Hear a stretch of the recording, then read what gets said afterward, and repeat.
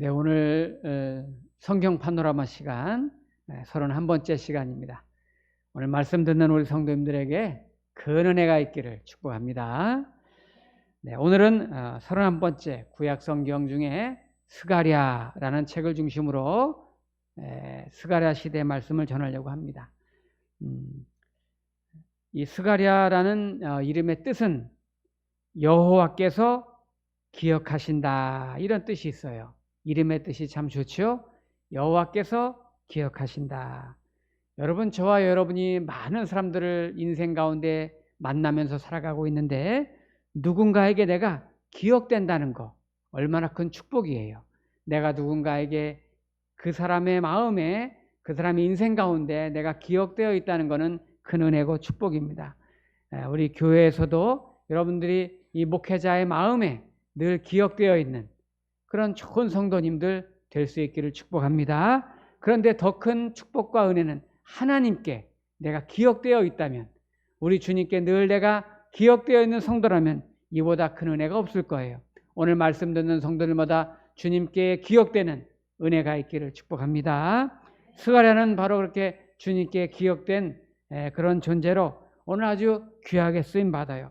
지난주에 한번 말씀드렸지만 학개, 스가랴, 말라기 요 세 선지자는 바벨론 포로기 이후에 활동했던 세 명의 선지자라고 말씀드렸습니다. 그 중에 학개와 스가랴는 거의 동시대에 이렇게 있었던 선지자예요. 바사 나라의 세 번째 왕 다리오 1세 때 예루살렘 성을 건축하게 되었는데, 그때에 이 스가랴는 바벨론 시대 때 태어난 젊은 세대고, 학개는 바벨론에 끌려갔다 온 세대이기 때문에 연세가 많으신 분이고, 그런데 거의 동시대에 이렇게 있었던 그런 인물인데요. 성경학자들은 스가랴 선지자를 가르쳐서 비전의 선지자, 비전의 예언자 이렇게 부릅니다. 왜냐하면 이스라엘 백성들에게 성전을 건축하면서 단순히 성전 건축만 하는 것이 아니라 환성을 보여주고 미래의 메시아에 대한 예언을 보여주었던 그런 선지자였기 때문이죠. 학개 선지자, 스가랴 선지자가 같이 동시대에 있었지만은, 물론 스가랴 선지자는 젊고 학개 선지자는 연세가 많이 드셨지만, 중요한 차이는 학개 선지자는 우리가 지난주에 본 것처럼 실질적인 성전 건축에 선포를 많이 했고, 너희는 성전을 건축하라, 성전을 재건하라, 이런 메시지가 학개 선지자 때 계속 있었고 그 일을 주도했다면, 오늘 이 스가랴 선지자는 8가지의 환상을 계속 보여주면서 성전 재건과 함께 메시아 왕국이 이제 도래할 것인데, 그 왕국을 통해서 우리가 그 꿈을 보고 비전을 보고 주의 나라를 성취해가는 그런 인물들이 돼야 된다. 이렇게 영적인 용량이 좀 큰 사람. 그래서 실제로 신약 성경에 이렇게 우리가 읽다 보면은 스가랴서를 70회 이상이나 인용을 하는, 그럴 정도로 스가랴서가 신약 시대 메시아에 대한 예언 기록이 많이 나와 있다는 게 특징이죠. 오늘은 특별히 스가랴서 전체를 전체에서 핵심적인 주제 성경이 되는 말씀을 중심으로 2가지 핵심 키워드를 가지고 말씀을 나누려고 합니다. 첫 번째 주제는 새 이스라엘의 비전은 예수 그리스도입니다. 네, 새 이스라엘의 비전은 예수 그리스도입니다. 여기 새 이스라엘이라는 것은 뭐냐면은 바벨론 포로에서 이제 돌아온, 이제 복귀한 자유와 해방으로 새 나라를 건설할 그거를 비유한 건데요. 자, 오늘 우리가 스가랴 4장 2절 말씀을 보겠습니다. 제가 읽을게요. 그가 내게 묻되 네가 무엇을 보느냐? 내가 대답하되 내가 보니 순금 등잔대가 있는데 그 위에는 기름 그릇이 있고 또 그 기름 그릇 위에 7 등잔이 있으며 그 기름 그릇 위에는 등잔을 위에서 7 관이 있고. 네, 지금 순금 등잔대를 보았습니다. 순금 등잔대를 보았고 그 위에 기름 그릇이 있고 7 등잔이 있어요. 자, 이 순금 등잔대를 봤는데, 순금 등잔대는 예수 그리스도를 예표하는, 여러분 구약 성경에도 이제 성막에 대한 이제 레위기에 보면은 성막에 대한 내용이 많이 나오는데 성막도 사실 예수 그리스도를 예표하는 그런 이제 메시지가 거기 굉장히 강하게 담아져 있죠. 오늘 여기 순금 등잔대도 예수 그리스도를 예표하죠. 실제로 요한계시록 1장에 보면은 순금 등잔대가 7 촛대로 해가지고 비유가 나오는데 제가 읽어드릴게요.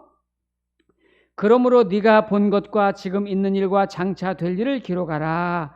내가 본 것은 내 오른손의 7별의 비밀과 또 7금 촛대라. 7별은 7 교회의 사자요 7 촛대는 7 교회니라. 7 촛대가 교회를 상징하고 있는데 그 등잔대는 바로 예수님을 상징하고 있는 거예요. 그러니까 새 이스라엘은 이제 바로 저와 여러분들이 새 이스라엘인데 예수 그리스도를 모신 메시아로 오시는 예수 그리스도를 주인으로 모시고 그분을 빛을 발하는 등잔대가 되어서 빛을 발하는 불을 밝히는 그런 사명을 저와 여러분에게 주셨다 하는 것이 오늘 첫 번째 메시지예요. 우리가 오늘 예배 전에 부른 찬송 중에 하나님의 진리 등대 길이 길이 빛나니 우리들도 등대되어 주의 사랑 비추세. 이게 우리가 등대가 되어서 등잔이 되어서 촛대가 되어서 주의 사랑을 비추자. 어두운 밤에 어두운 바닷가에 이 빛을 비추는 작은 불을 켜서 빛을 비추는 그래서 물에 빠져 헤매는 사람을 건져내자 살려내자 이런 찬송 바로 이 순금 등잔대가 이 찬송에 이제 담아져 있는데요. 바로 예수 그리스도의 자녀가 되어서 예수 그리스도의 빛을 받은 우리들이 그 빛을 받은 것으로 세상에 물에 빠져 있는 어둠 가운데 헤매고 있는 자들에게 빛을 비추어서 그들을 건져내는 것이 우리 예수님을 믿는 성도의 비전이요, 새 이스라엘 교회의 비전이요, 또 우리 교회의 사명인 줄 믿습니다. 이제 포로기에서 고국으로 돌아왔을 때 스가랴 선지자가 와서 보니까 현실은 성전은 완전히 무너져 있죠. 하나님의 백성들은 완전히 낙심하고 절망해서 영적으로 다 지치고 무너져 있고 그래요. 이때 스가랴 선지자가 오늘 이 하나님으로부터 이 순금 등잔대에 대한 그런 이제 이 환상과 비전을 가지고 이스라엘 백성들이요, 일어나십시오. 비전을 가지십시오. 메시아의 나라가 하나님의 나라가 다시 올 것입니다. 새 나라를 우리가 회복해야 됩니다. 이렇게 하면서 그 환상을 지금 보여주는 대목이고 선포하는 대목인 거예요. 우리 이제 중국 선교의 아버지라고 불리는 허드슨 테일러가 있습니다. 이 허드슨 테일러에 대한 책은 우리나라로 많이 번역이 되어 있어요. 사실 중국 선교의 문을 연 분이지만 뭐 근대 선교의 아버지라고 할 만큼 엄청난 일을 해낸 분이죠. 이분은 영국에서 원래 믿음의 가정에서 태어났는데 이제 아버지가 이제 약제사예요. 거기 돕기도 하고 은행원으로 일하기도 하고 그러면서 어릴 때부터 자기는 중국 선교를 가겠다 이렇게 마음을 먹고 직장 생활하면서도 또 의학 공부하면서도 이제 중국에 선교 가려고 의학을 일부러 공부한 거예요. 목적이. 우리나라에도 그런 분들 계시죠. 일부러 자기 직업을 선택한 그 목적이 선교를 위해서 선택한 거예요. 오늘 비전이 있는 거죠. 이 허슨 텔러가 그런 사람이죠. 의대를 들어갔는데 목적이 선교하려고 들어간 거니까.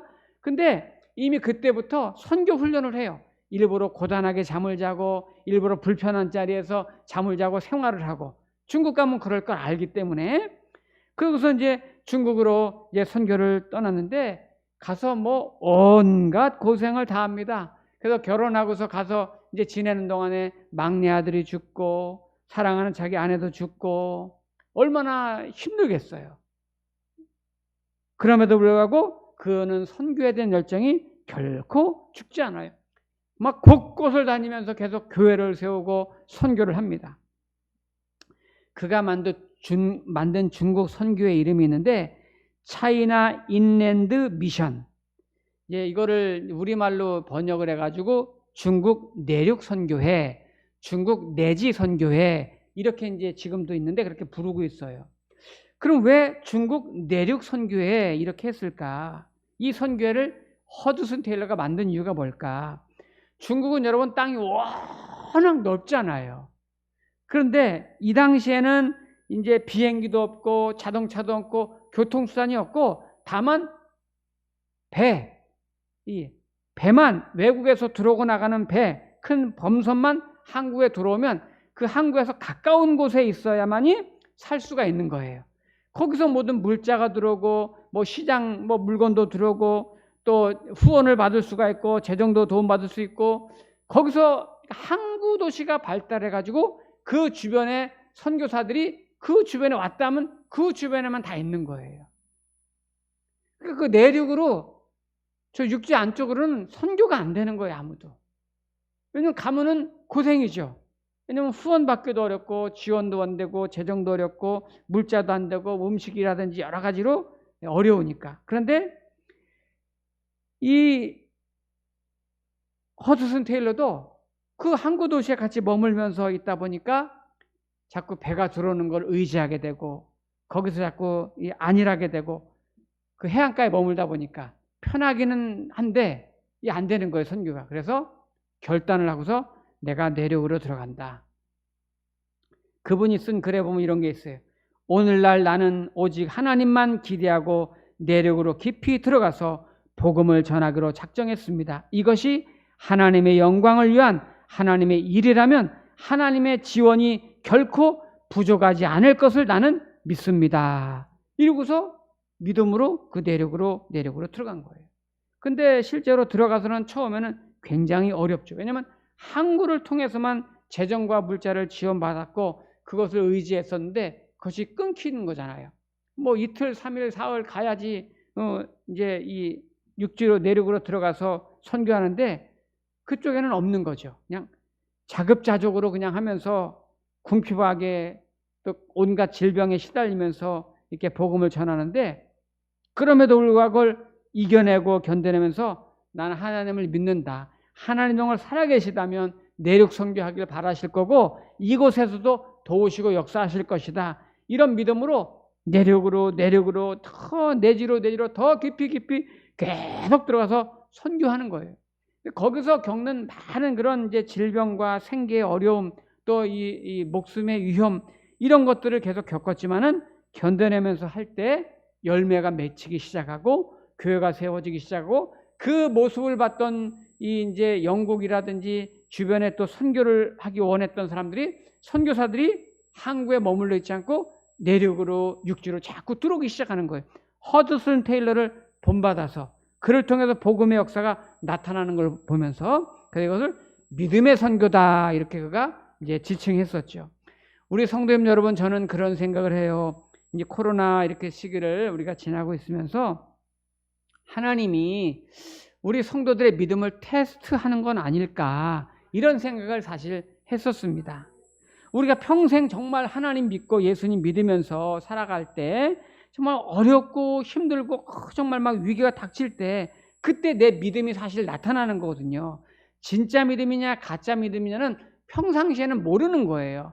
뭐 집안에 뭐 별일 없고 아이들 잘 크고 뭐 경제적으로 어려움 없고 건강하고 뭐 교회도 이러면은 뭐 믿음 생활 못할게 뭐 여기서 다 잘하는 거지. 그러나 정말 남이 알지 못하는 것은 고난과 역경과 경제적으로 또 자녀에게 또 내 육신적으로 크고 작은 어려움이 있을 때 여러 가지 제한과 위기가 있을 때 그때 진짜 믿음과 가짜 믿음이 가려지는 것이죠. 오늘 저는 이런 정말 우리가 이런 코로나라고 하는 굉장히 이런 위기를 지내고 있는데 정말 하나님이 살아계시다는 걸 내가 믿는다면 정말 그 주님을 믿는 순간 주님이 내 안에 계실 것이고 임마누엘 약속을 하고서 나를 도와줄 것이고 인도하실 것이고 또 그분의 말씀을 믿고 내가 신뢰한다면 눈앞에 현실이 지금 어렵고 제한도 많고 위기도 있고 눈에 보이는 거 없고 현실은 답답하고 귀에 들리는 거 없지만은 정말 코로나 시기에 어떤 분들 막 믿음 저버리고 교회를 떠나기도 하고 막 낙심해서 주저앉기도 하지만 끝끝내 나는 견뎌내고 참아내면서 더 기도하고 더 예배드리고 더 봉사하고 더 헌신하면서 믿음을 지켜갈 수 있기를 여러분 축복합니다. 정말 정금 같은 믿음이 저와 여러분의 있기를 축원합니다. 오늘 이 스가랴에게도 바로 그런 역사가 일어나는 거죠. 자, 스가랴 우리 4장 3절 말씀 보겠습니다.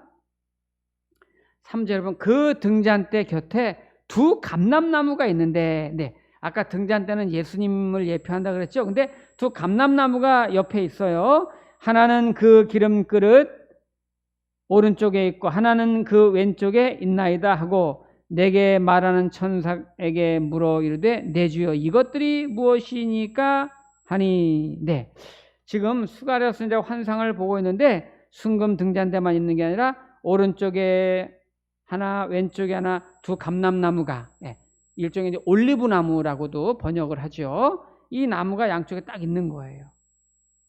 이 나무가 누구를, 어떤 거를 상징할까? 이제 성경학자들은 역사적으로는 이 당시에 성전 재건에 힘썼던 두 인물, 당시에 실무를 맡았던 수르바벨 총독, 전체 수르바벨 총독이 전체 재건했다고 지난주에 한번 말씀드렸죠. 그 후손 중에 예수 그리스도가 나왔다고 그랬죠. 그리고 또 한 사람은 이 당시에 제사장이었던 여호수아, 이 두 사람이 아니겠는가 이렇게 추정을 합니다.